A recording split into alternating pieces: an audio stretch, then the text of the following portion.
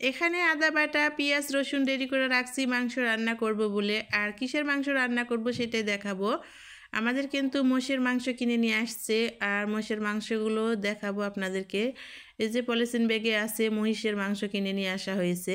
এখন আমি বের করব, তারপরে দেখাবো। আর এই যে এখন আমি পলিথিন ব্যাগ থেকে কিন্তু মাংসগুলো বের করতেছি। আর বের করার পরে দেখেন একদম অনেক সুন্দর এই মহিষের মাংসগুলো।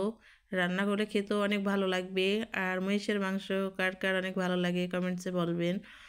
তারপরে দেখেন এখন মহিষের মাংসগুলো দেখেন একদম সলিড মাংস, হাড় নাই কিন্তু, একদম শুধু মাংসই আছে দেখা যাচ্ছে। তো এখন আমি রান্নার কাজে যাব। মাংসগুলো কিন্তু ধোয়ার জন্য চলে আসলাম কলঘাটে। আর এই যে পানি দিয়ে দিচ্ছি, পানি দেওয়ার পরে কিন্তু মাংসগুলো ধোয়া শুরু করে দিলাম। আর ভালো করে পরিষ্কার করে মাংসগুলো কিন্তু আমার এখন ধোয়া হয়ে গেছে, বাটিতে করে উঠাই নিচ্ছি। এরপরে দেখেন মাংসগুলো কিন্তু আমার ধোয়া রেডি হয়ে গিয়েছে। এখন আমি যা যা উপকরণ লাগবে মাংসতে দিয়ে দেব। তো প্রথমে দিয়ে দিচ্ছি পেঁয়াজ, রসুন, শুকনো মরিচ দিয়ে দিলাম। এরপরে দিয়ে দিচ্ছি আদা বাটা। আর তারপরে আমি সব কিছু মশলা দিয়ে দিয়েছি একসঙ্গে। এখন দিয়ে দিচ্ছি শুধু রান্নার তেল পরিমাণ মতো। তো রান্নার তেল দিয়ে দিলাম, দেওয়ার পরে মাখানো শুরু করে দিলাম। আর একদম মাখিয়ে নিলাম মাংসগুলো, মাখানো কিন্তু রেডি হয়ে গেছে। এখন আমি রান্নাটা উঠাই দেবো। তো রান্না কিন্তু আমি উঠাই দিয়েছি, আর দিয়ে দিলাম ঢাকনা মাংস সেদ্ধ হওয়া পর্যন্ত। তারপরে ঢাকনাটা উঠে নিলাম, নেওয়ার পরে দেখেন মাংসটা তো অনেক সুন্দরভাবে সিদ্ধ হয়েছে।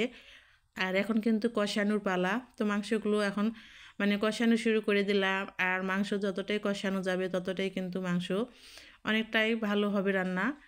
মাংসগুলো কিন্তু দেখেন কষানো কিন্তু আমার হয়ে আসছে, আর রান্নাটাও কিন্তু কমপ্লিটের পর্যায়ে চলে আসছে। এখন আমার মাংসগুলো কিন্তু রান্না শেষ হয়ে গেছে, চুলা থেকে নামিয়ে নিলাম। আর দেখেন মহিষের মাংসগুলো রান্না করা কতটাই দেখতে লোভনীয় হয়েছে, খেতেও অনেক ভালো লাগবে। আর এখন আমি বাটিতে করে মাংসগুলো উঠাই নিব, তারপরে যে উঠানো শুরু করে দিচ্ছি। তো আমার মাংস রান্না কেমন হয়েছে কমেন্টসে বলবেন। ভিডিওটি পর্যন্ত